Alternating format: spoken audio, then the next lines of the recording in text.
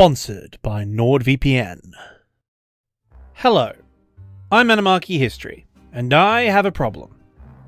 A while ago I made a promise to a live audience of over 10,000 people that I would make a video analysing the Russian so-called fifth-generation fighter, the Su-57 Felon. This, as you can imagine, requires an awful lot of research, but it also sent me down a rabbit hole.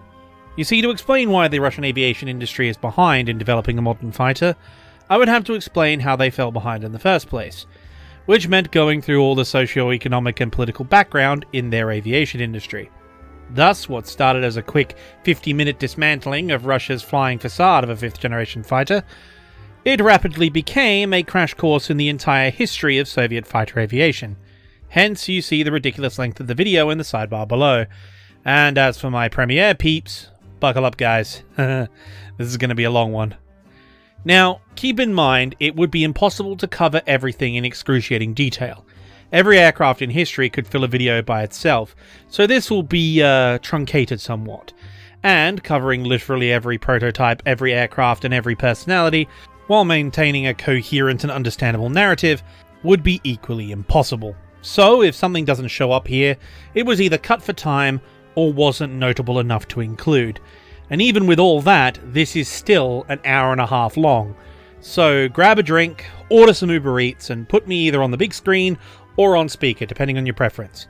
It's time for me to tell you a long and rather disappointing story. And, appropriately, we start this story like the famous Russian author Leo Tolstoy. We start it by going right back to the beginning. This video has kindly been sponsored by the world's fastest and most popular VPN service provider, NordVPN. In today's ever-changing technology landscape, a VPN is vital for staying safe online. We all know what a VPN is by now, and let's be honest, most of us have one. We use it to get around region blockers and access our favourite content, which, as an anime fan, I definitely need. We use it to keep our data safe from hackers, we use it to secure our IP, and you can be sure that Nord does everything a great VPN should do, and it does it brilliantly. But what you might not know is that it does much more than that. Nord's active protection shields you from malware, trackers, and ads. The inbuilt dark web monitor notifies you if someone steals your credentials. MeshNet allows you to connect up to 6 devices remotely and securely, and it comes with a dedicated IP that helps you avoid CAPTCHAs and block lists. In my job here at YouTube, I have to go to corners of the internet a normal person really shouldn't be going to, so Nord's security features are vital for me, and they are vital for you. But the best part is, they don't track your information or share it, and are fully encrypted at all times, with an emergency kill switch should things get out of control. They have 24/7 customer support, a dedicated app for every device, and right now, you can get 4 months extra on a 2-year plan by just clicking the link in the description below. They have a 30-day money-back guarantee, so you literally have nothing to lose by giving them a try. So please do give them a try. Click the link in the description and get that special offer. Plus, you'll help the channel, and I appreciate all the help I can get. Now, back to the video. In the beginning, there was nothing. Until there was an almighty bang caused by the Almighty. At least so the story goes. What's beyond dispute is that the universe was created. This has made a lot of people very angry, and is widely considered to have been a bad move. Anyway, fast forward 13.5 billion years, and we now have the Earth. Alright, maybe I went overboard, this is a bit too far back, hold on.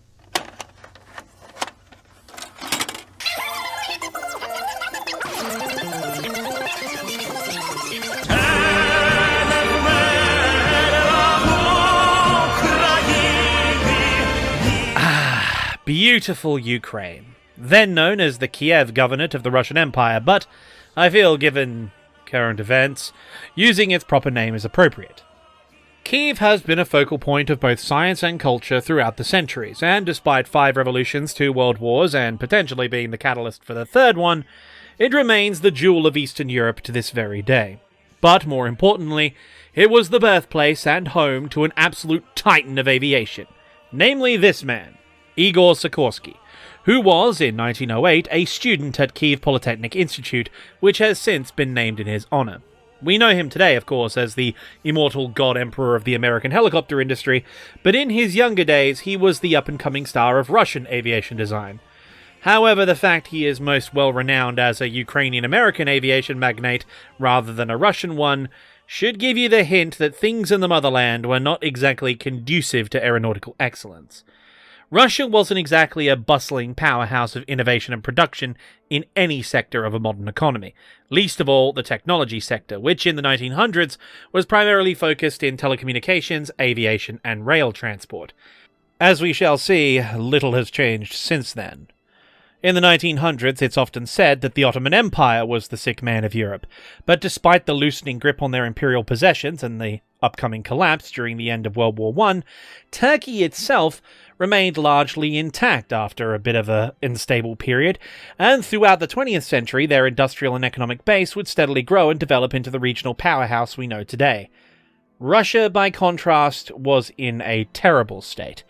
After their defeat in the Russo-Japanese War and the subsequent democratic revolution which resulted in the creation of the Duma, Russia was in a catastrophic state of turmoil and decline. The last nation in Europe to abolish serfdom, almost the entire Russian population was still living in a near-feudal condition on subsistence farms, while the emerging urban working class had some of, if not the, worst living conditions in Europe, all while under the lash of a hyper-authoritarian Tsarist nobility and their government bureaucrats. This vice-like grip on the Russian economy by the aristocracy, combined with a lack of even the most basic infrastructure in terms of education and communication, severely hampered the creation of the merchant class and the trading class, and, well, capitalists, the bourgeoisie. They are required to spur on investment in industry, and this also had the catastrophic side effect of preventing any real form of social mobility for people to work their way up. Simply put, there was no money, no capital, no investment. There was literally nothing. No money at all. No money to invest in manufacturing. No workers educated or skilled enough to work in said factory, if you could even build it, and no working class or middle class to buy the products you made in that factory to justify the investment. There was no consumer base whatsoever, really. And as a result, most of the factories in Russia were either state-subsidized enterprises or monopolies of essential services owned by aristocratic oligarchs, namely the railway industry, the agricultural machinery industries, vodka distilleries, and of course, the arms and ammunition, the military-industrial complex. The only independent entrepreneurial activity in Russia really was foreign firms opening subsidiaries or funding startups, and it was into this environment that Russian aviation emerged, slowly crawling out of small-scale machine shops or as privately funded projects in factories tooled to make rail cars or tractors. Basically, small-time workshops funded by foreign private investors. Throughout this era of humble beginnings, Igor Sikorsky had spent a considerable amount of his time in Germany and France, as both countries were on the cutting edge of aviation, especially in regards to aero engines. Sikorsky, even at this early stage, was experimenting with the helicopter concept, but the engines of the era didn't have anything like the horsepower required, while developments in the avionics needed were at least 20 years away. So back to fixed wing it was, and thus Sikorsky got his pilot's license while joining the Imperial Aero Club of Russia, getting to work fielding his own designs. At the same time, the theoretical side of Russian aviation had been seeing something of a boom, with the first ever aerodynamics institute in the world being established in Moscow by one Nikolai Zhukovsky, the man who first worked out aerodynamic lift through mathematical formula, while officers of the Russian army were seriously interested in exploring aviation for military use, sparking a major push for expansion of what would become the Imperial Russian Air Service. In fact, things on the theoretical and planning side for aviation in Russia were looking up. It was then Sikorsky was hired by a St. Petersburg railway manufacturing company established by a German investment group called Russo-Bolt. With foreign investment in the port cities of both St. Petersburg and Odessa, along with talented designers like Igor Sikorsky on the payroll, Russian aviation was really about to take off in a big way. Literally. Both taking off and in a big way. These planes would be big. Russia always does things big, as we know. This was his project. The S-21 Russian Knight.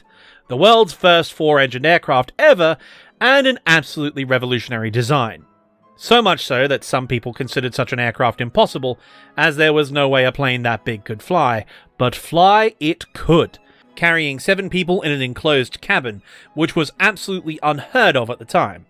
Sadly, after extensive testing with Sikorsky himself at the controls, the only example was destroyed after an engine literally fell out of the sky from a landing aircraft, crushing the airframe. As you can see, severe deficiencies in maintenance is not a new problem in Russia. But the accident gave Sikorsky a reason to move on to his next big project, which would ultimately become an aviation legend.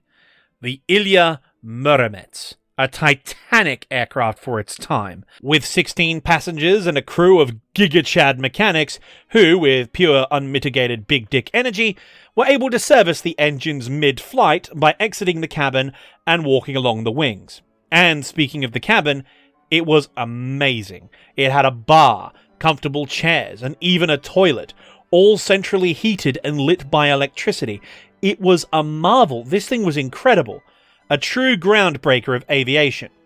But only one of these airliners would be built, as the rest of the airframes would ultimately become the first ever four-engined strategic bombers. Because the year was 1914, and you know what time it is. Double kill. It's time for World War I. Yes. Some guy named Archie Duke shot an ostrich because he was hungry, and now Habsburg's heroes have invaded Serbia. Which of course means we have to invade Prussia to make it even for our Slavic brethren and our allies France. But while millions of young men get ready to march into machine guns for nothing more than the egos of Europe's various inbred monarchies, this is a fantastic bit of news for the aviation business, because every prominent government in the world now needs planes, and they need them now. But for Russia, this is a problem. For while they had developed what was at the time the largest army air service in Europe, almost the entire force were foreign designs, many of which relied on German engines, which, well...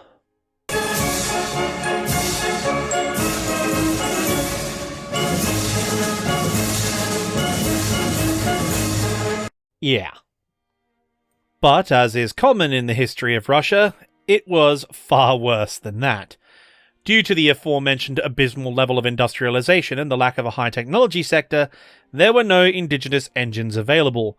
There wasn't a single design or designer, nor were there the required experts for their manufacture, none of any note at any rate. Even the raw materials were in short supply, and generally of inferior quality. Russia just didn't have the industry, let alone an aviation industry, and given they were now locked in a global war, foreign investment and international trade had ground to a screeching halt, sending Russia into an economic death spiral across the board. Their only option, really, was to import engines and aircraft from their Entente allies while they got licensed production up and running.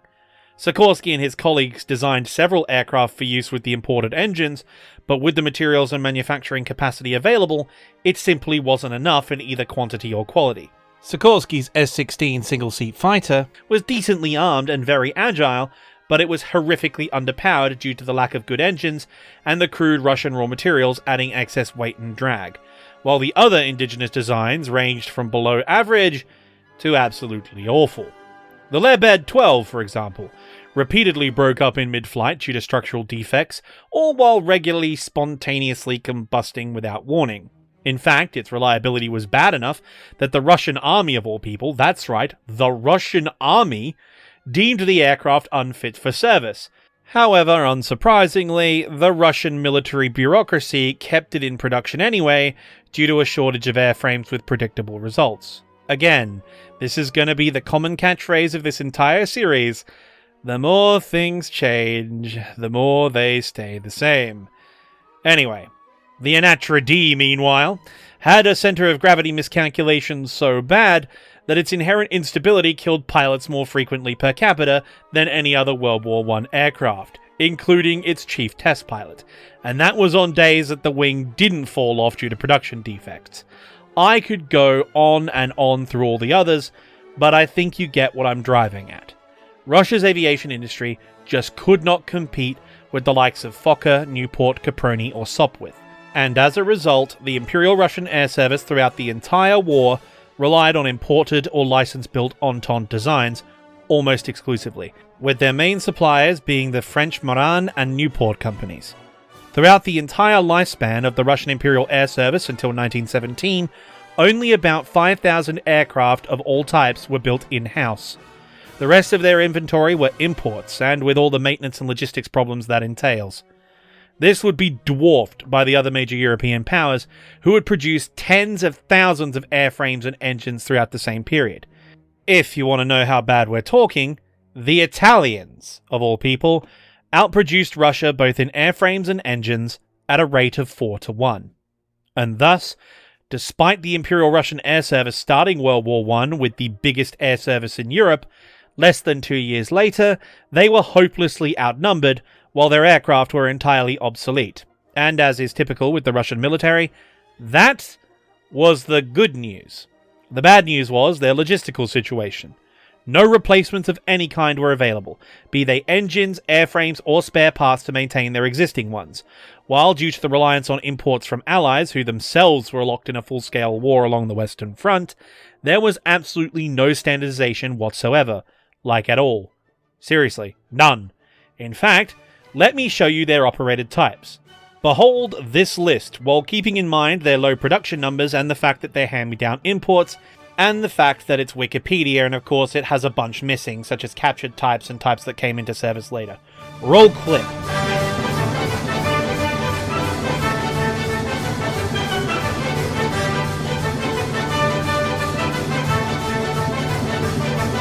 Yeah, that's the Wikipedia list. That's the common public knowledge list. It's missing about half of them. Seriously, it was bad. It was horrible. The Russian air service was completely overmatched. They had no chance. They had one plane to cover 20 miles of front line on a good day, and that one plane would get outperformed and murdered by any German or Austrian plane it came across. Sources for this period are of course sketchy given everything going on and the subsequent turmoil that would embroil the region later, but there are some estimates that Russia only had between 10 to 30 planes that had forward-firing synchronized guns, as in machine guns that could shoot through the propeller, available at any one time.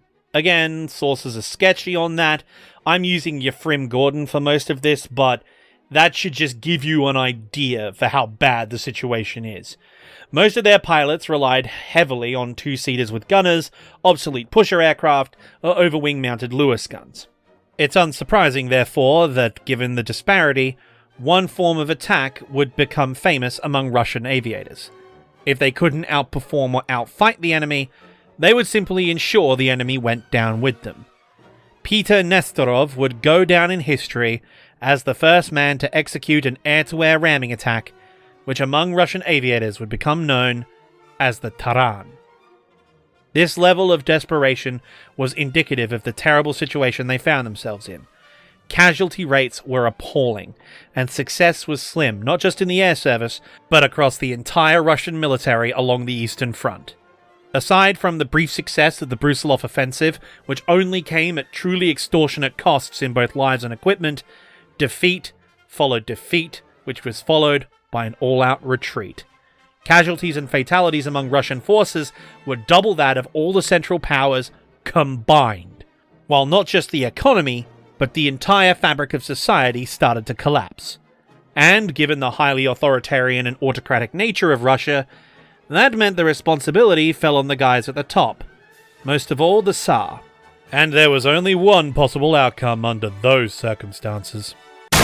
Северо-запад! Они атакуют с юго-востока! Замечен противник на юго-западе! Вражеская цель на западе!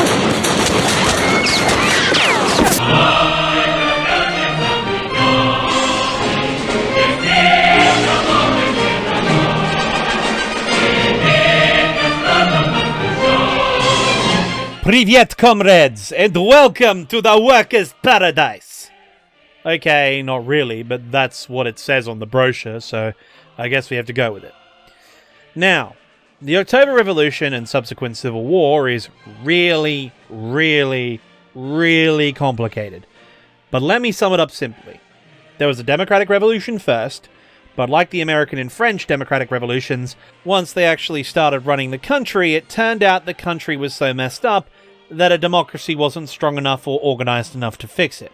So a more authoritarian government would need to step in to actually get it running.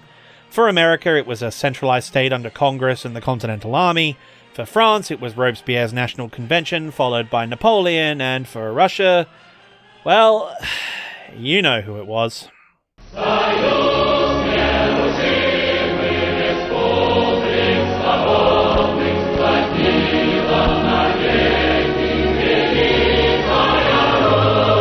While that was happening, all these other countries, once occupied by Russia, declared independence. Poland and Finland, as well as the Baltics, restored their countries in one form or another, while Ukraine established their own socialist country. In fact, they founded two, the Ukrainian People's Republic and the Ukrainian Anarchist Free Territory. The problem was, you see, they made a critical error. They weren't the right kind of socialists. You see, they didn't subscribe to the Bolsheviks' branch of socialism, that being Leninism. They wanted to have their own country and have these silly little things called elections and things. Could you imagine? I think you can all see where this is going. So, Ukraine, Poland, the Royalists, the Anarchists, and once World War I ended, the Western powers all entered the fray against the relentless march of Lenin and his Bolsheviks, while occasionally fighting each other.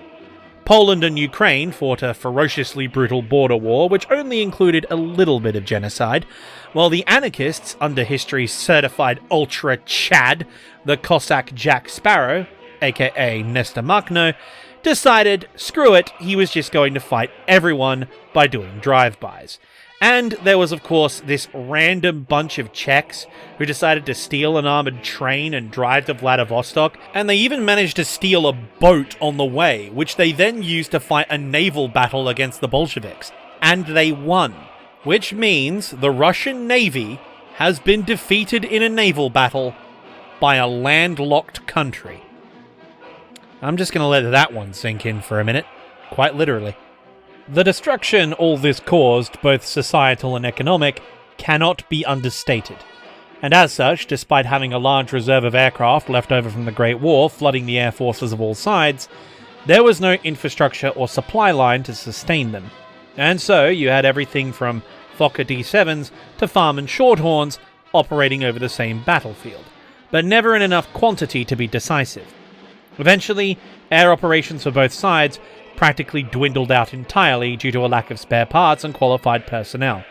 Thus, the Russian Civil War would be settled on the ground, with the eventual victor being the Bolsheviks, who, after murdering all their political opponents, destroying all independent democratic infrastructure, and essentially appointing their own elite caste of bureaucrats that centralized all power in the state in Moscow, they formed the Union of Soviet Socialist Republics, or the Soviet Union.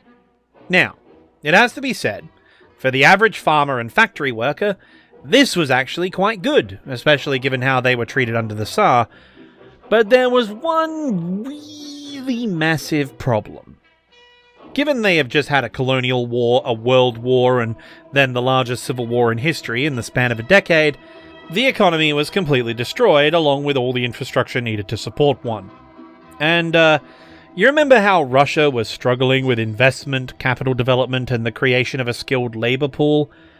Well, half the cities and towns have been razed to the ground, the Bolsheviks have just shot all the business owners, and seeing them get shot helped all the trained professionals to make the smart decision to get the f*** out of Dodge. One of them being Igor Sikorsky, who hopped a boat to New York while the going was good. So now, you have to rebuild a country with no experts, no money, and no way to get them back. Not to mention your ideology prevents you from taking some of the obvious steps necessary to start rectifying the problem. This would have a lasting effect on the Soviet aviation industry for reasons that are obvious. Nevertheless, a considerable segment of the academia who, by the nature of their profession, were progressives and Marxists, stayed around to help build the new state. Or they couldn't get out otherwise. And this of course included the aviation pioneer Nikolai Zhukovsky mentioned earlier. He cobbled together what remained of the Russian aviation industry and its associated intelligentsia to found the Central Aerohydrodynamic Institute, or in Russian, TSAGI. Meanwhile, in an initiative spearheaded by Lenin's wife Krupskaya, a massive literacy program was started across the Soviet Union, yielding incredible results, while the removal of class barriers engendered a glimmer of meritocracy, allowing some truly standout talent to come to the fore. It was then that Lenin, having finally decided to read Marx's Das Kapital and understand that capitalism is a necessary stage of development while building the productive forces of a society, announced the New Economic Policy, or the NEP. While it had considerable state oversight, worker-owned businesses and small privately owned firms were permitted to stimulate rebuilding and economic growth, while specialists, experts, and the intelligentsia were given economic incentives as well as good party positions. The culminating effects of these measures not only boosted the economy, but fostered a rebirth of aviation in Eastern Europe. The Red Air Force was now filled with young, educated, and dynamic officers, looking to build a new and modern branch of military service, while a new crop of up-and-coming designers started the long and arduous task of building a truly indigenous Soviet aviation industry. Men like Andrei Tupolev and Vladimir Petyakov, Nikolai Polikarpov, and Sergei Ilyushin. But they certainly had a mountain to climb. Despite their best efforts, the first attempts by the Soviet Union to build aircraft went poorly. Their first indigenous fighter, the I-1, was a modern, forward-thinking design, a monoplane with a powerful American V-12 engine and an aluminium skin, armed with twin synchronized machine guns. It stalled and crashed on its maiden flight. So they built a second one, and then that crashed as well. So they built a third one. This got airborne and up to speed, only to fall into an uncontrollable spin, and then crashed. But the fourth one stayed up. Though, by the time the project had achieved all that, it had been deemed a failure, and so, after a limited production run, the I-1 was cancelled. That said, though, the test pilot did carry out the first parachute jump in the history of the Soviet Air Force, so yay, I guess? The Soviets had plenty of talent, and the ideas were good, but they just didn't have the skilled labor, materials, or the industrial capacity to make it work. Again, stop me if you're noticing a theme. So, next, they decided to play it safe and go a bit more traditional. Next they tried biplanes. Behold! The DI-1, a two-seat fighter, this time with an even more powerful W-12 British engine. Surely this one will do better, and it crashed. Aircraft fell apart mid-air, and upon inspection it was confirmed that poor building materials and unskilled labor caused the complex airframe to come apart at high speed, killing both aircrew in the process. Look, it was going to be a very, very long road, but at least now they were learning. The economy was bouncing back. They had a strong academic base with plenty of resources to experiment and perfect new designs. The next time round with the I-2 was marginally better, but still not really up to scratch. It wouldn't be until they reached the I-3 that they saw some success as the first frontline service home-built fighter to see widespread service. They still lacked an indigenous or even a licensed engine industry, but positive progress was being made in both aircraft design and production. If we keep this development up, this economic development, and fostering the innovation and passion of the workers, if we keep progressing our society while unleashing the talents of our artists and academics, we could be at the forefront of a whole new age of economic, social, and aviation development.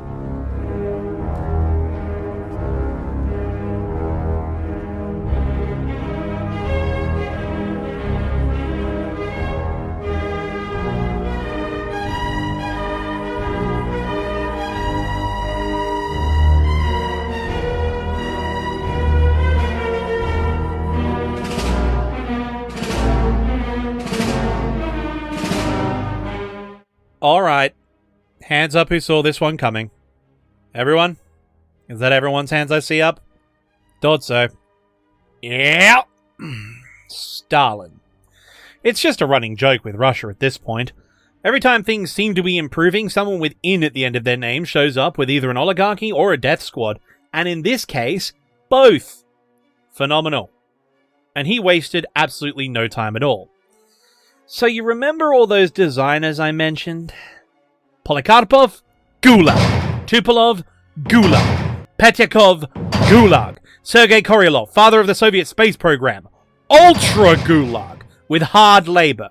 Oh, and as for the founders of the Air Force, along with all those enthusiastic young officers I mentioned, all of them were rounded up and shot. Their friends were shot. Their families were shot. Shot! Yeah, you get the idea. With the rise of Stalin, all the reforms and progressive developments were abolished. The private sector that had rebuilt Russia in the aftermath of the war was immediately collectivized and centralized under party control. The owners of the businesses and farms were deported, sent to the Gulag, or shot as kulaks, depending on their individual wealth, their resistance to collectivization, and how big the execution quota was that week. I wish I was kidding. This was done in accordance to the 5-year economic plans initiated under Stalin to rapidly industrialize the Soviet Union in order to catch up with the other nations in Europe. And it has to be said that it worked.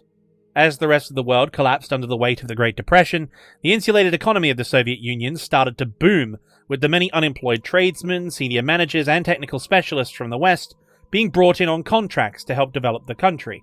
In fact, most of their dams, highways, all those projects were built and designed by Americans. However, as the old saying goes, when you spend money on things, that money has to come from somewhere. And the only major exports that Russia had were raw materials and, of course, foodstuffs. But the collectivization of agriculture, while allowing for a better allocation of labor and resources to industrialization, had halved productivity. After all, no one was making any money from farming anymore, so why stay on the farms when Stalin wants steel mills? So, you're exporting grain to pay everything, then a drought hits, resulting in further reduced production, and the people with the skills who could probably fix this, organize relief efforts, get everything under control, and start up production again, you've just had them all shot. This results in a food shortage which you try to solve by, guess what? Seizing the winter reserve stocks from the peasants who grew it. They don't take this well, so you start executing them. So they kill their livestock in protest. So you seize literally everything they own in order to feed your industrial workers, who you've drafted from their farms because you needed to industrialize. So now you can't grow anymore. Yeah, it turns out authoritarian regimes, be they far right or far left, aren't exactly great at running economies. You can't eat steel, or guns, or anything else of that sort for that matter. The resulting famine devastated Eastern Europe. However, Russia survived largely intact, as Stalin and the party ensured that the food that was available was shipped to the Russian industrial centers like Moscow and St. Petersburg, now named Leningrad, in order to keep the industrial economy running. The satellites would die so Russia could live. As a result, the Caucasian and Asian republics were decimated, while Ukraine, being the largest agricultural producer, as well as a hotbed of independence movements, was singled out by the party as the primary target of the Soviet Union's famine policy. 5 million Ukrainians died from starvation or state-sanctioned murder in an officially recognized genocide, known today as the Holodomor. It was into this climate that the Soviet aviation industry would mature. Gone were the troubled but dynamically optimistic days of Sargi's founding. Now they were a hyper-centralized organ of the state, the only source of aerodynamic research and development under complete oversight by the party apparatus. Any hint of not meeting quotas, any failing of a project, even the remotest whiff of political unreliability, a telegram to a relative in Poland, a handwritten note in Ukrainian or Georgian, straight to a camp with you and most likely all of your co-workers. In fact, the entire staff of Tsargi was imprisoned several times during the era of the Great Purge, with many of them being shot. In fact, I know of one instance where the entire faculty was shot. However, the indispensable members I mentioned before were put into special research and development gulags known as sharashkas. These were essentially slave labor camps like the rest of the gulag system.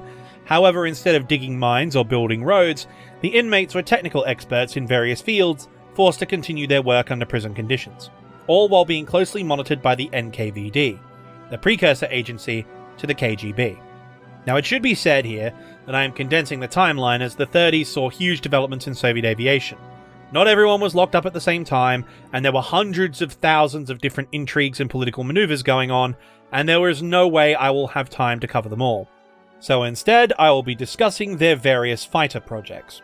I just thought you'd all appreciate the irony that many of the Red Army Air Force aircraft that saved the world from fascist tyranny during World War II were designed in a prison cell, guarded by secret police. Anyway, with that wonderful piece of delicious irony out of the way, on to the next chapter. It has not been possible. We have been unable to use the bacteria body. Responsibility was yours. You have failed. The Supreme Council does not accept failure.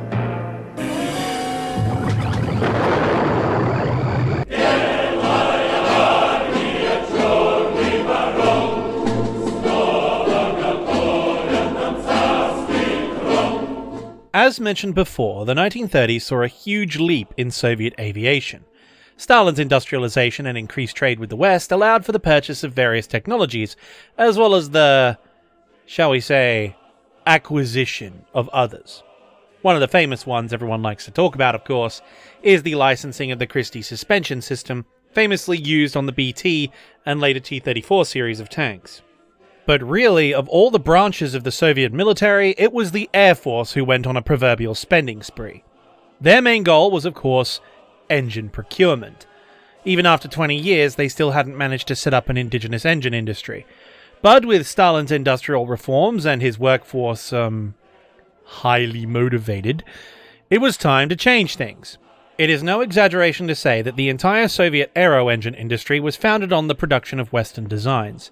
The famous Klimov VK-105 series of engines were developed from the Hispano-Suiza 12Y, while practically every radial engine in use by the Red Air Force was a development of either the Gnome-Rhone radial or the Wright Cyclone series of engines built under license.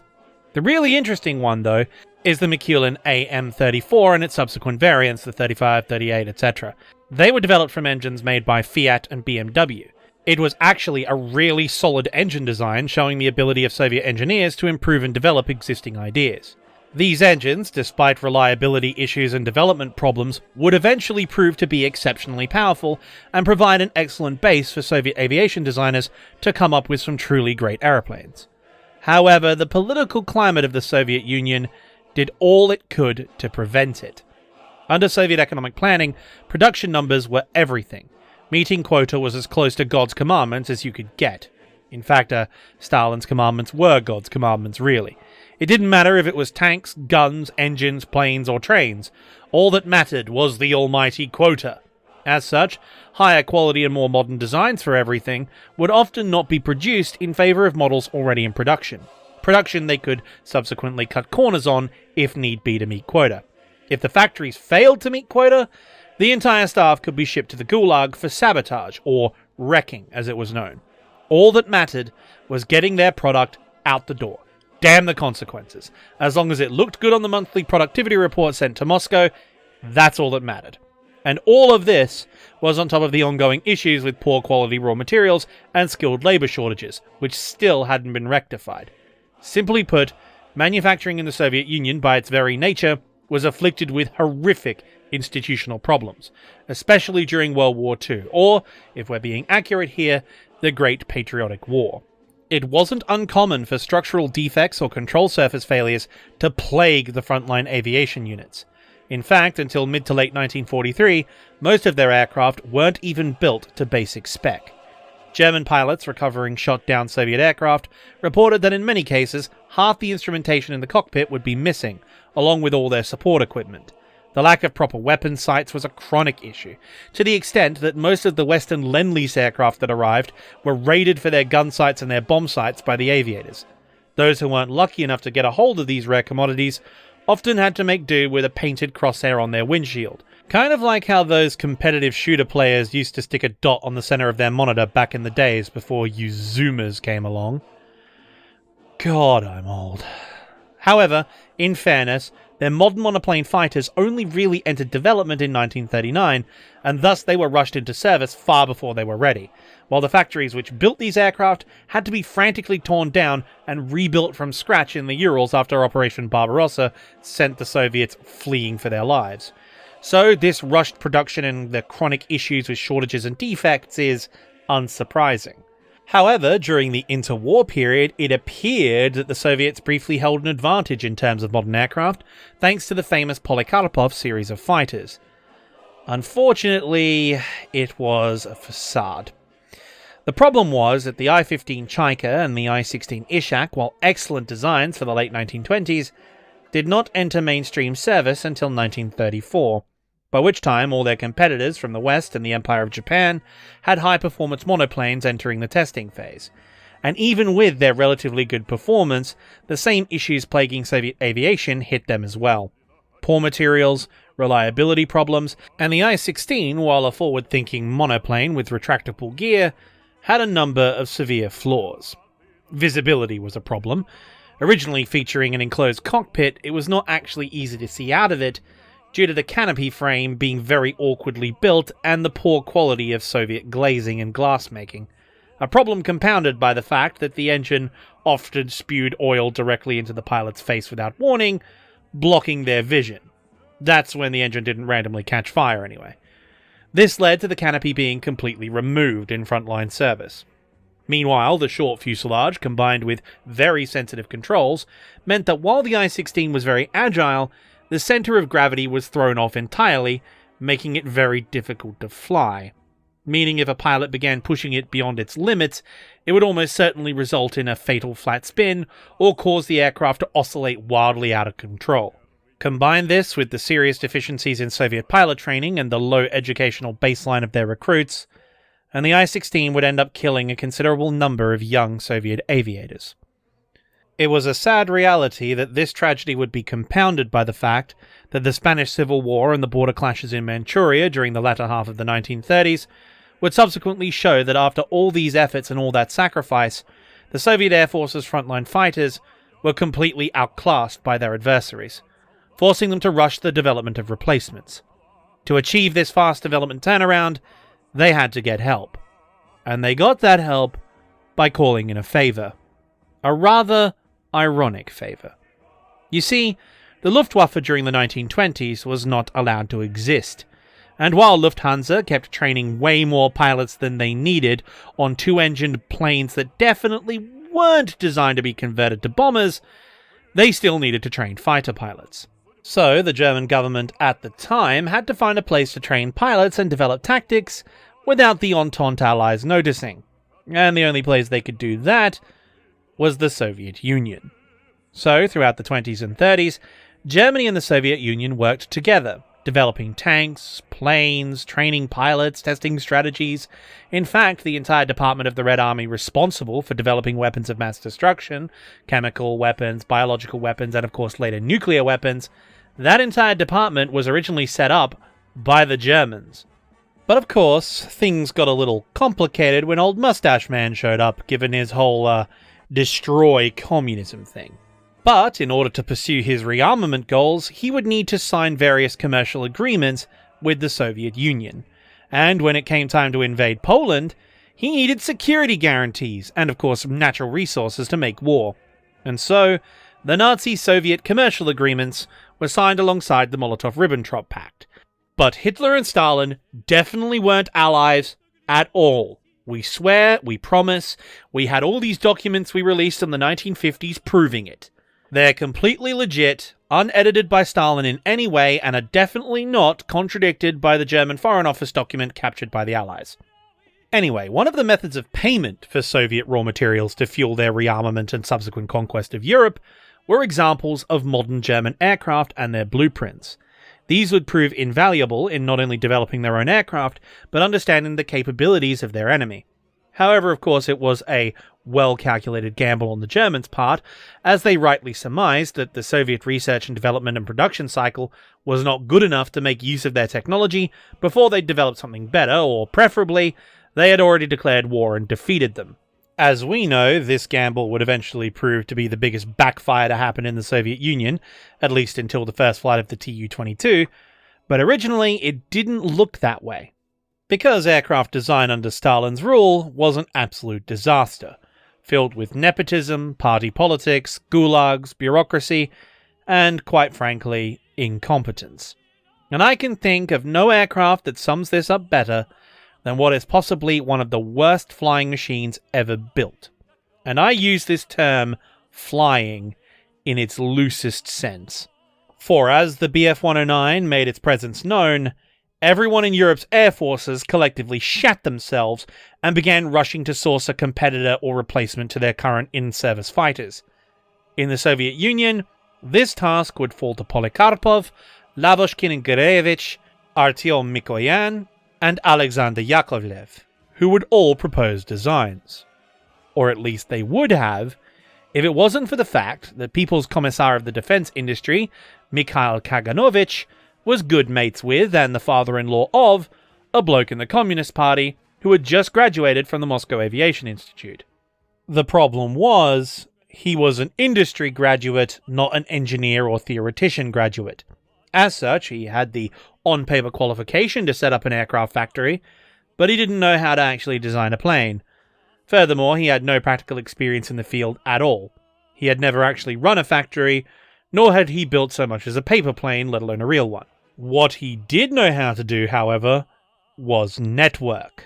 Thus, thanks to Kaganovich and his reputation in the party, he got the contract to design the new frontline fighter for the Red Army Air Force. Object designation I-220, named the IS, which of course stood for Joseph Stalin. This man, the man responsible for this abortion of aviation, was Alexander Silvansky. And even with friends in high places, how he didn't get shot, I have no idea. Silvansky immediately went out and got a design team together.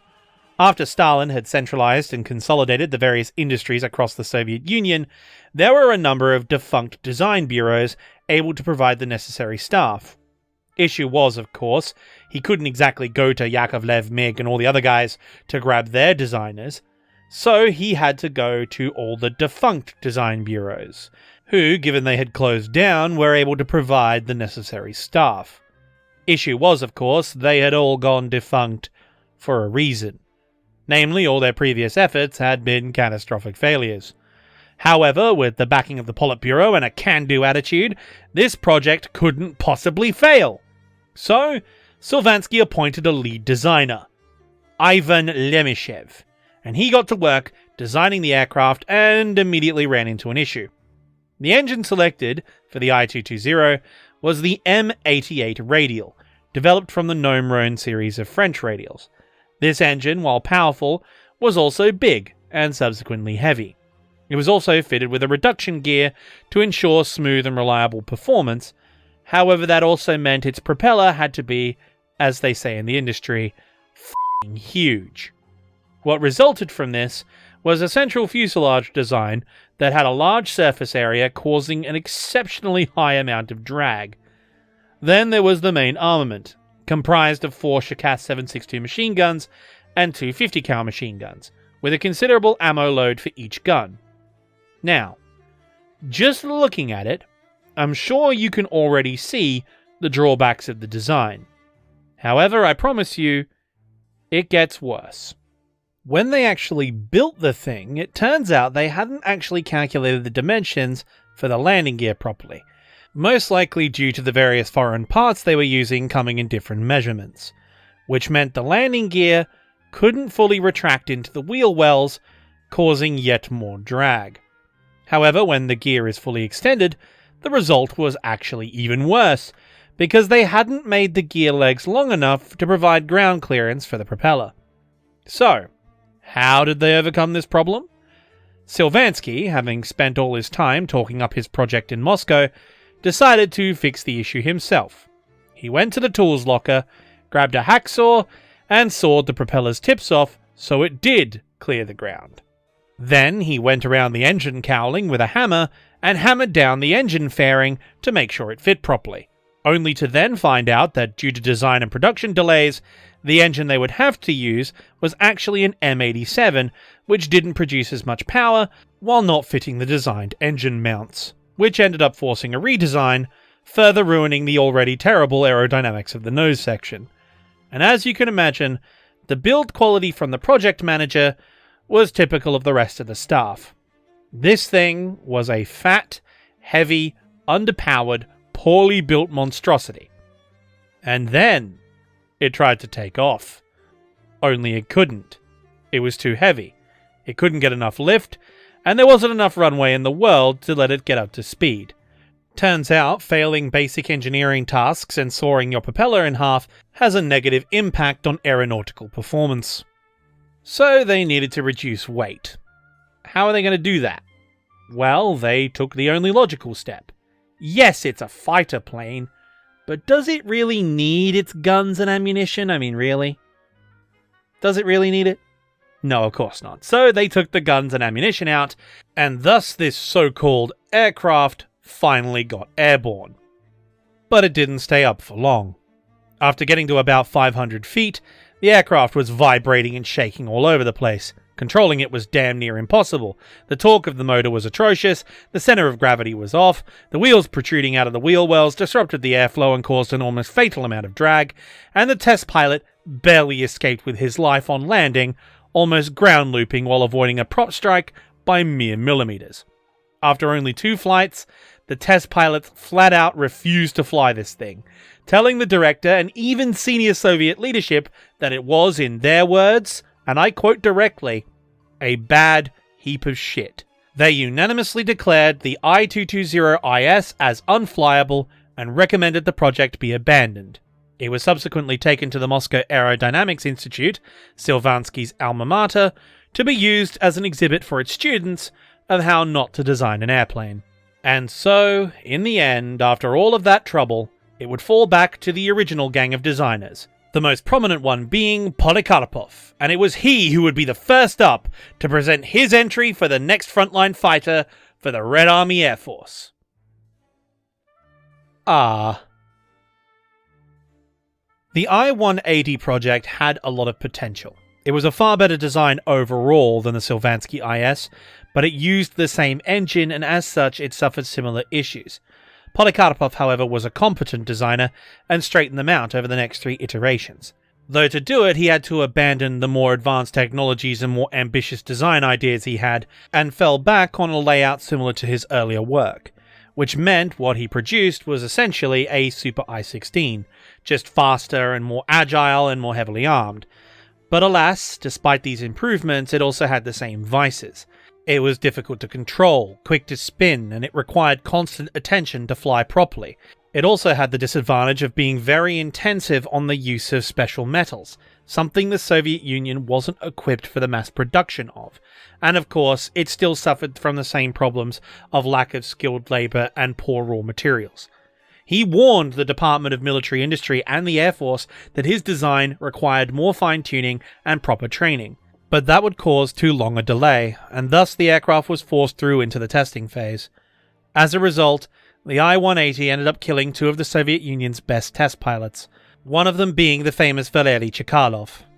Once more, Soviet bureaucracy and political machinations had killed its aviators and undermined the nation's defense. But as we all know, the Soviet state is infallible, and therefore someone was at fault somewhere, either by negligence or by sabotage.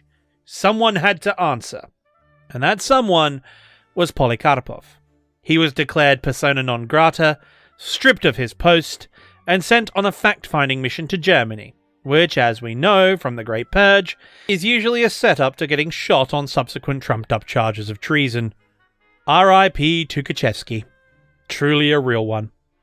Luckily for Polikarpov, though, the heat had died down when he got back, but never again would he lead a design bureau. He was relegated to working for a new up-and-coming superstar, Artyom Mikoyan, and his colleague Mikhail Garevich, otherwise known as MiG. You'll be hearing a lot about them in future, but this was still the early days, and they were just getting started on their contender for the frontline fighter contract. Speaking of, with Polikarpov out of the race and the Silvansky IS quite literally shaking faith in the currently available radials, Soviet authorities put out a request for a fighter with an inline liquid-cooled engine to compete directly with the Bf-109 on its own terms. The engine selected for this contract was the Klimov VK-105, and while it too suffered the woes of Soviet manufacturing and a number of early teething problems, with a good ground crew performing the required maintenance, it was a powerful and eventually, after a lot of effort, a reliable engine. Its latent potential and quality would become clear as the war progressed, as its later variants would prove the equal of the Daimler-Benz 605, especially at low altitude. The question was, which designer could provide the best airframe to fit this engine too? And in the end, it would come down to 2 contenders, Yakovlev and Lavochkin. Although, I do want to mention one absolute mad lad of a designer, Leonid Khrushchevsky, who, while all this was going on, threw his hat into the ring by trying to mount massive cannons on various designs. Unfortunately, he couldn't violate the laws of physics or work out the logistics, so instead he mounted single-shot 76mm recoilless rifles to the aircraft built by Dmitry Grigorovich, the IZ and the IP-1. Needless to say, though, they didn't do very well in testing. The guns could potentially tear the wings off in flight, while the airframe itself would be rendered unusable after firing repeated shots. Extended firing tests carried out on the ground also showed that long-term use of the onboard weaponry could give pilots a concussion. The projects, of course, were eventually abandoned, but they didn't want to waste the work they'd already done, so they ended up building a short production run of conventionally armed aircraft which were rather underwhelming, quickly being replaced by I-16s. I know this little aside doesn't really fit in here, but it was so cool I just had to mention it somewhere. Paper Skies has a great video over on his channel if you want to hear the full version. Anyway, getting back to the correct timeline. At the main designers' bureaus, there was an extensive amount of brainstorming taking place. Lavochkin, along with his colleagues Gorbunov and Gudkov, knew, like Yakovlev, that raw material quality in the Soviet Union was questionable. They also had to consider that this aircraft would equip the entire Red Air Force, and hence they needed to have an acceptable cost per unit, while having the materials and skilled labour available for manufacture. The Soviet Union, despite having an extensive industrial base and huge mineral wealth, struggled with aluminium production, and its import costs were exorbitant. As such, wooden construction was unanimously chosen by all the design bureaus as the way forward. The question now was how to overcome the limitations of wooden construction. Now, wood is fantastic. It's sturdy, flexible, relatively resistant to damage, and while it's heavier than aluminium, it still has an excellent weight-to-strength ratio. I mean, just look at the Mosquito. But it has a couple of drawbacks. Firstly is the construction process. Metal is easier to standardize production with, easier to forge complex shapes from, and given its inherent strength, you can make larger components without losing rigidity, simplifying assembly and manufacture. With wood, you have to create laminates, like plywood, which use a lot of adhesives and chemicals to treat the components and create the material you need in the shape required. It also loses a lot of tensile strength the bigger the piece is used. Thus, to make a strong flight surface, you need a higher density of panels and ribs to ensure the structural integrity of the airframe. But there is an even greater problem. Wood suffers greatly from environmental factors, such as humidity or extreme cold. And guess what two climatic conditions are most prominent in the Soviet Union for most of the year? Wet conditions cause rot, so keeping aircraft dry in hangars is vital. And guess what Soviet frontline airfields don't have? Alright, so we need to compensate for poor materials, simplify production, and future-proof against environmental damage. Their solution was to build a simplistic and sturdy airframe out of Bakelite. Yes, you heard correctly, Bakelite. Or more accurately, Delta wood, which is pine wood cut into sheets and treated with phenol formaldehyde resin, which is the key component of Bakelite. Now this was an ingenious idea, because it addressed all the primary issues of wooden construction. However, as you can imagine, with all the chemicals, adhesives, and the hardening process, manufacture was a good deal more complicated, and until they could get a trained workforce together, it would be a very hit-or-miss operation in full-scale production. There was also the slight problem that the cheaper adhesives and chemicals used in the process by the Soviets were exceedingly caustic and would cause serious skin conditions unless properly handled, if not serious injury or, in the worst case, death. Which in the Soviet Union is... Actually, you know what? Given the constant threat of Siberia for wrecking, we can chalk that up to an occupational hazard. But it gets even worse still. By adding all those different elements, while it achieved the same effects as aluminium, it was still considerably heavier, and I think you can all see where this one is going. During the initial flight test, the Lavochkin-Gorbunov-Gudkov, or LAG, was okay, in the most average sense of the word. While definitely an improvement on the old Polikarpov designs, it wasn't exactly a thoroughbred masterpiece like the Bf-109 or the Spitfire, though it did win against some of its rivals in top speed when it closed all its radiators to reduce drag, so that was something at least.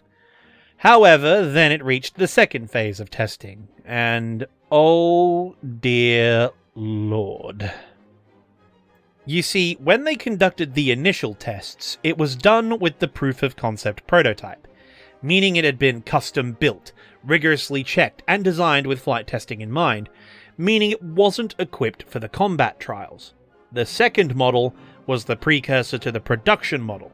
This was fitted for combat operations, meaning it had all the extra equipment on board, radio and navigation gear, a full collection of sensor gauges, a maximum fuel load, armor plating for the pilot, and a combat-ready weapons loadout. The result was a fighter that at full throttle and optimal conditions with everything working perfectly, with a factory-fresh engine, could go at most 337 miles an hour. Compare that to the Bf-109 F2, which under the same parameters could reach speeds of up to 390 miles an hour, while the Bf-109 F4 could reach as high as 410, and both of those 109 models would be the primary opponent the Lag 3 would face. But the problems did not stop there. Because of the extra weight combined with the lack of power, the climb rate of the Lag was one of the worst among modern fixed-wing fighters of the period, and I am including the interwar designs. The roll rate was sluggish, the turn rate far inferior to even its competitors from Yakovlev and MiG, let alone the aircraft found in other air forces. And that's before going into the general mechanical reliability of the design. The hydraulic system was particularly bad, to the point where the landing gear would randomly retract while on the ground, causing the aircraft to collapse on itself, busting the propeller and wrecking the undercarriage and the engine. This could also happen in reverse while in flight. The hydraulic system would give way and all of a sudden, your gear was down while going top speed, breaking the entire assembly if not throwing the aircraft out of control. Then there was the cooling system. The VK-105 was a fantastic engine, even with the production issues, as I mentioned before, but the way it was integrated into the Lag, along with the excess weight of the airframe, meant it would run hot very frequently, a problem made worse because the pilots would often, as mentioned earlier, close all the radiator vents to try and get an extra few miles an hour because they desperately needed all the speed they could get to survive, which in turn caused the oil lines to rupture and the radiator to implode. This would of course remove the lubrication and moderating systems that makes the engine, work. So it would overheat and seize or explode, all while spewing oil all over the canopy. The canopy that most Lag pilots would keep open because when they were made, the nitrocellulose compounds they used to treat the plexiglass would cause a severe yellowing effect when exposed to excess UV rays. The stuff that aircraft constantly get bombarded with since they fly higher into the atmosphere, meaning that on early Lags they couldn't actually see out of their cockpits. It also had the added bonus of extra cooling for the pilot, seeing as they hadn't thought to set up a proper ventilation system for the engine compartment, and as a result, hot exhaust fumes would go right past the dashboard, straight past the pilot, and throughout the cockpit, meaning long sorties with the canopy closed would cook the pilot like they were in an oven, while slowly gassing them. Naturally, Soviet pilots hated this thing. They absolutely despised it, and given the performance against its rivals, it would soon earn the nickname the Flying Guaranteed Varnished Coffin, or the Lacquered Flying Coffin, or something to that effect. But as is often the story, with 2 million genocidal fascists revving up their panzers next door, beggars couldn't exactly be choosers. And so the VVS, the Red Army Air Force, ordered the Lag 3 into full production, with the plan to iron out the kinks as they went. The problem was, of course, the 2 million genocidal fascists revving up their panzers next door, who chose that exact moment to stop being next door. This forced all the production facilities to be evacuated to the Urals, while many of the trained engineers deployed to the front, meaning they had to set up the production lines from scratch, with freshly recruited factory labour, many of whom were older men or young women who'd never worked in this sort of environment, or even if they hadn't been trained on the unique delta-wood construction of the Lag. As a result, the quality issues I just spent the last few minutes explaining got worse. And in a twist of bitter irony, the structural design of the Lag, the one good thing it had going for it, ended up being a double-edged sword. Because despite all its faults, due to that strong delta-wood design, the Lag could actually sustain an awful lot of punishment. Like many Soviet vehicle designs at the time, it was built to operate in exceedingly harsh environments at the hands of relatively low-skilled operators, making its combat survivability quite impressive. However, if any of you recall my dear friend Laserpig's T-34 video, he mentions the heat-treating process done to the hulls of Soviet tanks to squeeze that extra armor performance out of lower-quality materials, which, when subjected to extreme kinetic force, caused the armor plating of the T-34 to shatter, even if the round didn't penetrate, knocking out the vehicle. The delta-wood construction of the Lag-3 provided it great rigidity and strength. When it got hit with shrapnel, flak, or ball ammunition, the aircraft would simply shrug it off, and because of the treated wood design, when hit with incendiary ammunition, the Lag actually wouldn't catch fire and burn as often like many of its fabric-covered or pure wood contemporaries. Unfortunately, the Luftwaffe had a secret weapon, a weapon they had used to great effect against the Spitfires and Hurricanes in the Battle of Britain. The Luftwaffe's fighters were all fully equipped with rapid-firing 20mm cannons, and those cannons could fire the Minengeschoss round, or in English, the mine shell. This explosive cannon round was unique among the aircraft armament of World War II. While other nations, including the Soviet Union's own 20mm, which the Lag was armed with, all of them were equipped with ammunition that gave a good balance between armor-piercing, fragmentation, and high explosive. The Germans, on the other hand, figured that, given they were mostly targeting aircraft, explosive yield would be the number one priority in maximizing damage against aerial targets, especially light fighters and tactical bombers, which, given their role was achieving air superiority over the front line, made those targets the priority. This resulted in the mine shell, which had as much high explosives packed into it as physically possible, meaning that when it hit the rigid, artificially hardened surface of the Lag's delta-wood monocoque construction, it would cause the fuselage and flight surfaces to literally shatter.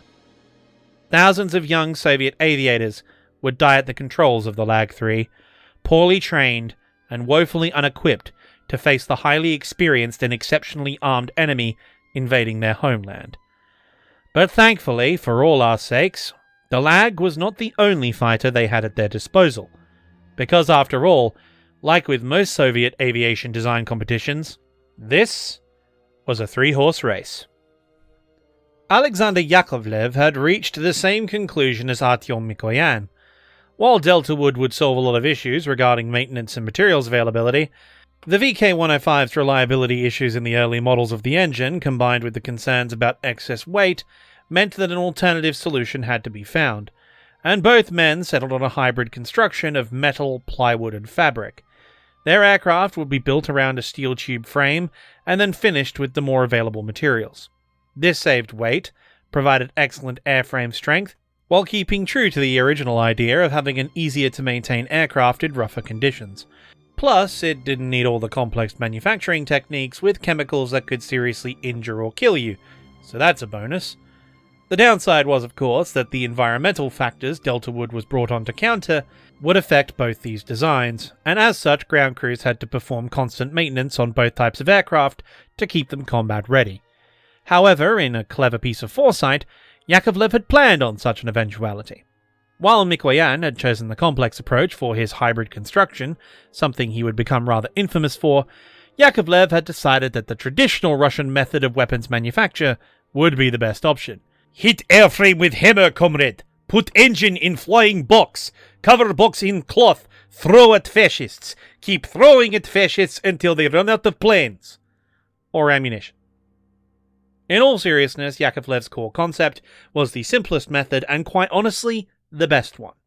Build all the parts that need to be solid, such as the airframe and control surfaces, out of steel tubing, make everything else out of wood, cover it in fabric, make it small and as light and aerodynamic as possible with the best engine you can fit it with. Slap on some guns, and you're off to the air races. The resulting design was, of course, the Yak-1, armed with 2 machine guns and a 20mm cannon. This fighter would form the backbone of the Soviet fighter force in the coming conflict. Perhaps the most agile aircraft in the world besides the Zero, the Yak could turn on a dime, go faster than the earlier model Bf-109s, and at low altitude below 3,000 meters, or roughly 10,000 feet, it could actually go toe-to-toe with the very best the Germans had to offer, though it was still considerably slower than the 109F4 due to the aerodynamics and the raw engine power of the German design. That said, the Yak did have several considerable drawbacks, the major one being the small size of the aircraft. While that proved advantageous in performance, it caused the Yak to be considerably nose-heavy, as all the weight was in the cockpit and the engine. In fact, the center of gravity was so off-kilter, The incredibly brave ground crews had to essentially hang onto the tailplane for dear life during the takeoff roll in order to prevent the aircraft from tipping over onto its nose, leaping off and into the grass once it had gotten up to speed. Meanwhile, because of the compact design of the airframe, the range and the payload of the aircraft was much smaller than other designs, as there just wasn't enough room to put everything. Ammunition for the main armament was something like 5 seconds of total firing time, requiring very accurate shooting, which, given the poor training and severe shortage of modern gun sights in the VVS, proved to be a serious issue. Inexperienced pilots of all air forces often engaged targets well out of effective range and usually held down the trigger for far too long. In other aircraft, this proved to be a limiting, but not a crippling factor.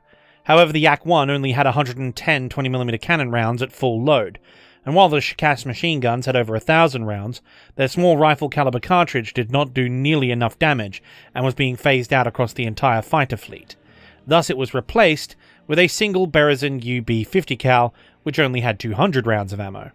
This meant the Luftwaffe pilots had as many 20mm cannon rounds as the Yak-1 pilots had machine gun rounds, let alone their own machine gun ammunition load aboard the 109. And both G-Model 109s and Focke-Wulf 190s would eventually upgrade their secondary armament to their own variant of the 50 cal, with a reserve of anywhere between 600 to 800 rounds. All that being said, though, when a Soviet pilot who, as the top Luftwaffe ace Erich Hartmann would say, knew their business got into the cockpit, they could put those 300 rounds to devastating use. One of those pilots who knew their business would also end up being one of the most historically significant fighter pilots in the history of combat aviation. Their name was Lydia Litvak, the first female fighter ace and the first woman to score a kill on an enemy in air-to-air combat. Unfortunately, though, despite all the positives of the Yak-1's design and the hard work of its crews, the poor quality control of Soviet factories severely hampered this new fighter and caused significant delays in its production. Only around 100 Yaks were ready at the start of hostilities with Nazi Germany, and their build quality was frankly awful. It wasn't uncommon for flight control surfaces and other extraneous parts to snap off during high G turns and other aggressive maneuvers, while the poor quality metals and dubious welding skills of the workers caused the ever-so-slight issue of the fuel tank quite literally falling off the aeroplane and through the fuselage fabric, often causing fires in the process. It would be a long, hard road for Yakovlev and his team to redeem their design, but they weren't the only ones. Artyom Mikoyan, as mentioned before, decided he was going to do things in the most complex way possible. He is also, like Ferdinand Porsche, a subscriber to the Lamborghini Guide of Vehicle Construction before Lamborghini even existed. Get me the biggest engine, as many different features as possible, and it's got to have cool wings, and all the machine guns, in fact, put gun pods on it so we have even more machine guns, etc. The MiG-1, which would later be developed into the MiG-3, was a complex plywood fuselage mated to a steel frame, with the engine compartment and cockpit section being made out of duralumin, essentially a lower quality early form of aluminium. The MiG's wings, meanwhile, were, like the rest of the aircraft, a hybrid construction, with a wooden aerofoil fitted to a steel wing spar. This wing is what makes the aircraft stand out and gives the MiG-3 its unique silhouette, as the design allows for a strong reinforced inner wing, while the wingtips are on a dihedral, giving you more wing area with less metal reinforcement required, though all the control surfaces were metal frames covered in fabric.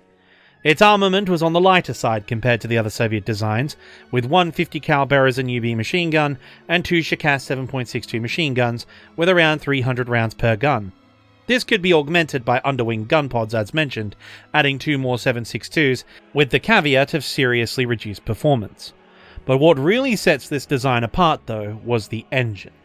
The McEwen AM-35, an upgraded variant of the AM-34 optimized for high altitude, this engine was an absolute monster.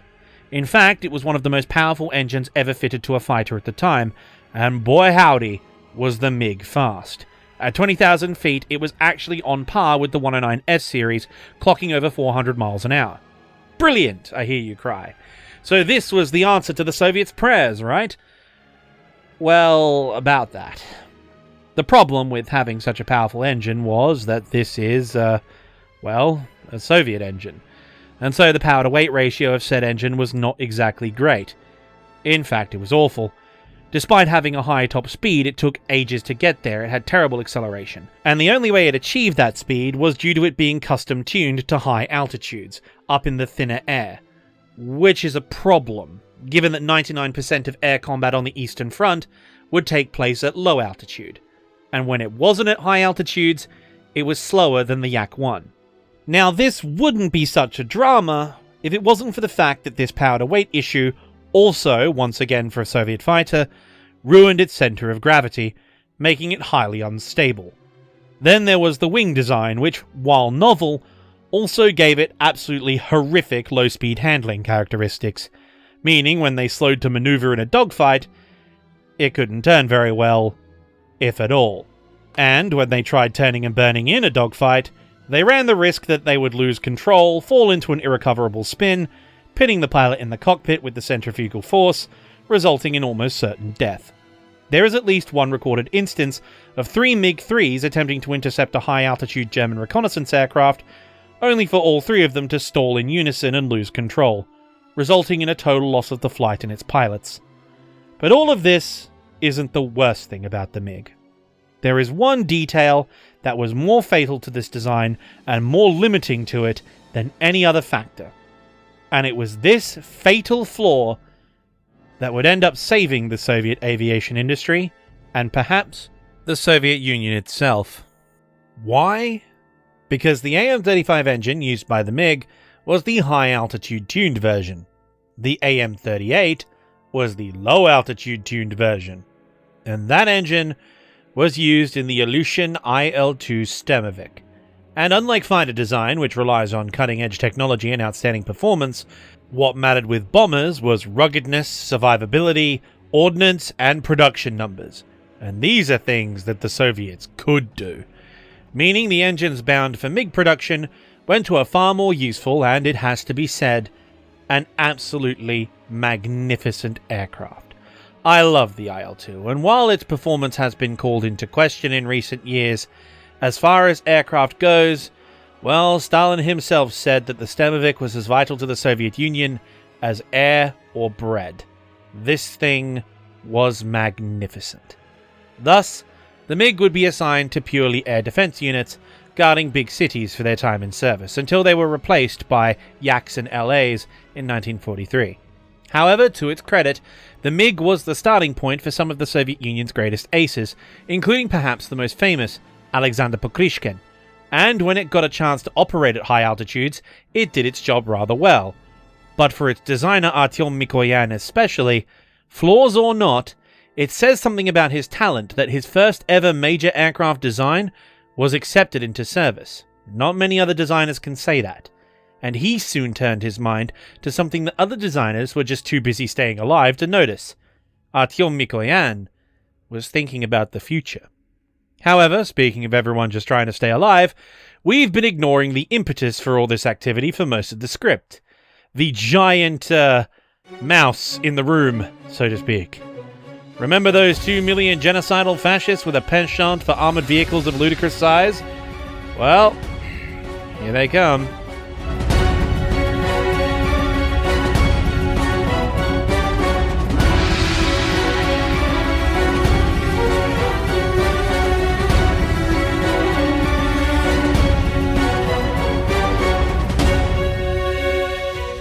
Operation Barbarossa commenced on June 22, 1941, and in terms of aerial warfare, it was the single worst defeat suffered by an air force in human history.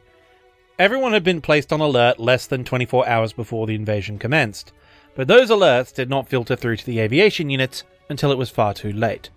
The Red Army had been forward deployed into several large echelons close to the frontier. Stalin had always assumed that as long as the Western Allies were still in the fight, that the angry Charlie Chaplin impersonator would never risk waging a war on 2 fronts, 3 if you count the African campaign. Not to mention, he relied on Soviet trade for most of the raw materials needed to fuel his war effort, which proves Stalin, for all his clever political dealings, wasn't very bright. Firstly, expansionist empires find it cheaper to just take resources than pay for them. Secondly, given that every Soviet spy in Europe, and even their top spy in Japan, Richard Sorge, was watching millions of German troops marching eastwards and going, yo boss, this kinda looks sketch. Or the constant recon overflights into Soviet territory by high-altitude Luftwaffe reconnaissance aircraft, or the fact that a German communist who'd been drafted against his will defected and crossed the border with a handbook on him, and the handbook was titled Useful Phrases in Russian, which had the words hands up, surrender, and die Bolshevik pig on the first page. Nah, they aren't going to invade. Stop being alarmist. We can't do anything that might provoke them.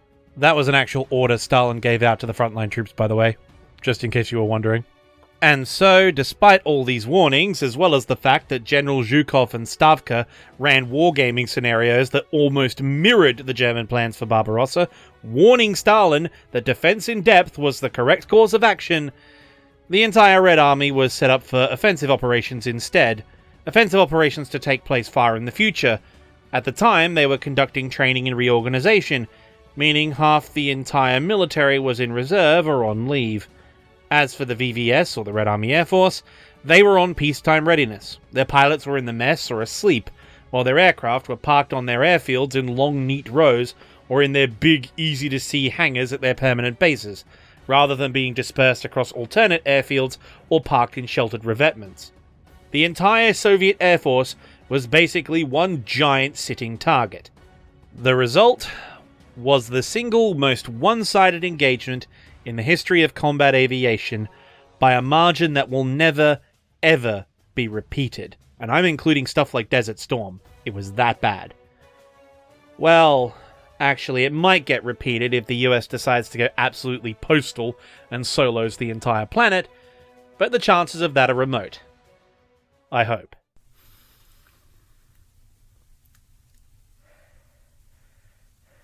Let me fucking Anyway, over the course of the next 2 days, the Luftwaffe is confirmed, not speculated, not contested, confirmed from both Soviet and German sources to have destroyed almost 3,000 aircraft in the air and on the ground.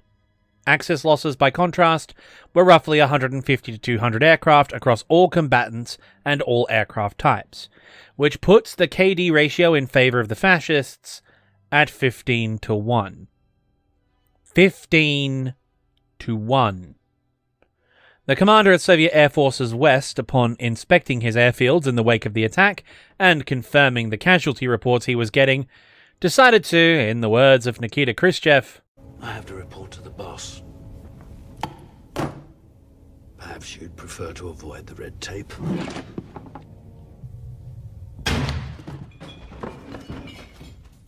This all but guaranteed the invaders' air superiority for the first 2 years of the war in the East. However, as we know, the Soviets weren't the only ones in the fight. Lend-Lease started to arrive within weeks of the invasion, and that trickle very soon turned to a flood, while the Allies ramped up their own air campaign, inflicting heavy attrition on the already stretched-to-the-limit Luftwaffe. This bought precious time for the designs and designers I spent most of this video clowning on.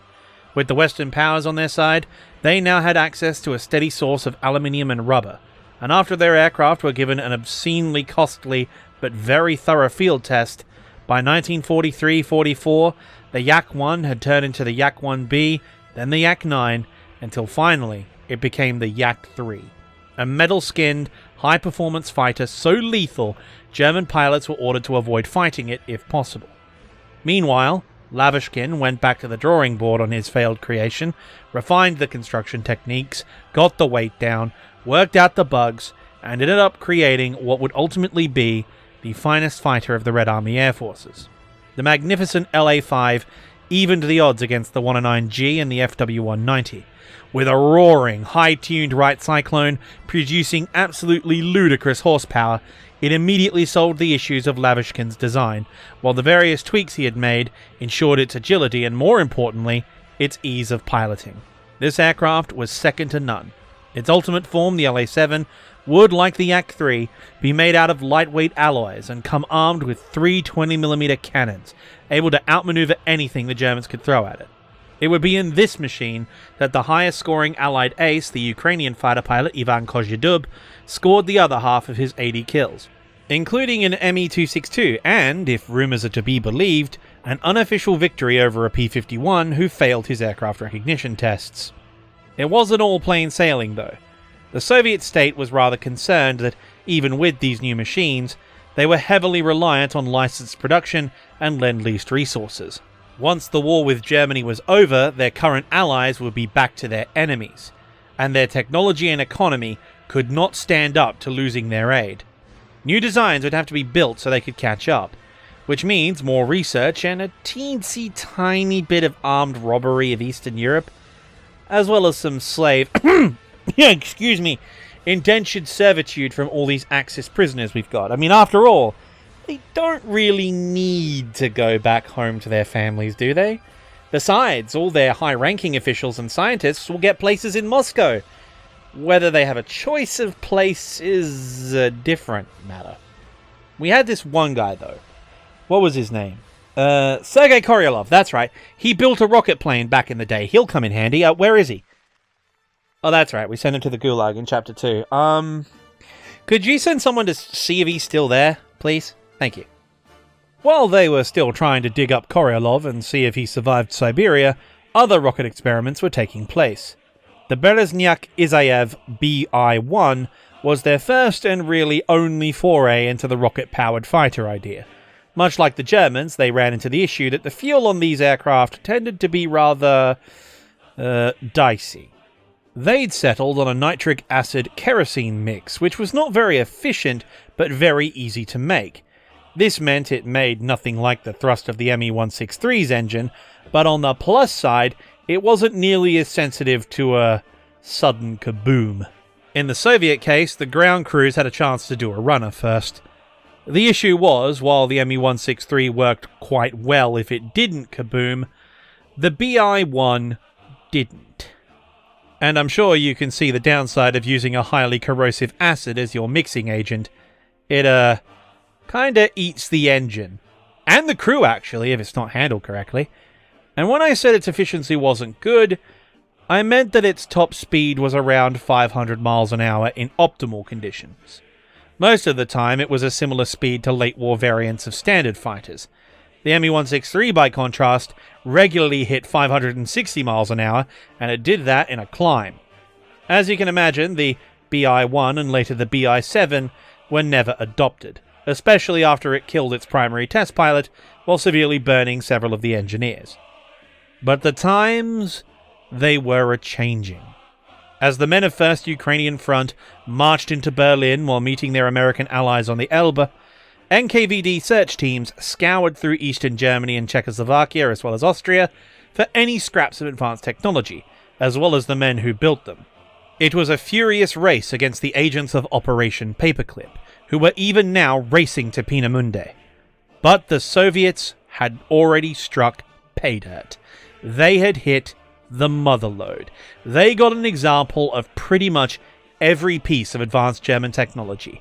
Jet engines, V-2 rockets, half the scientists, all the things they'd need to close the technology gap. And as the first BMW 003 turbojet was delivered to Sagi in Moscow for examination and replication, one of the engineers on hand was already drawing up designs in his head.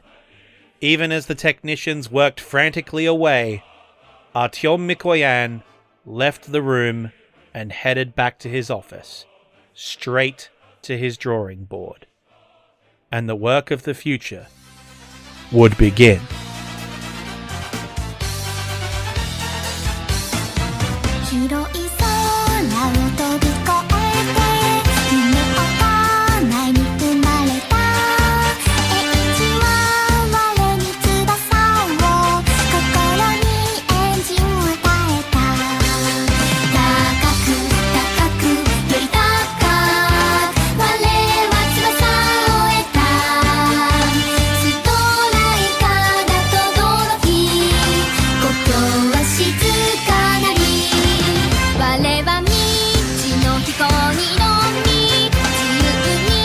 Sola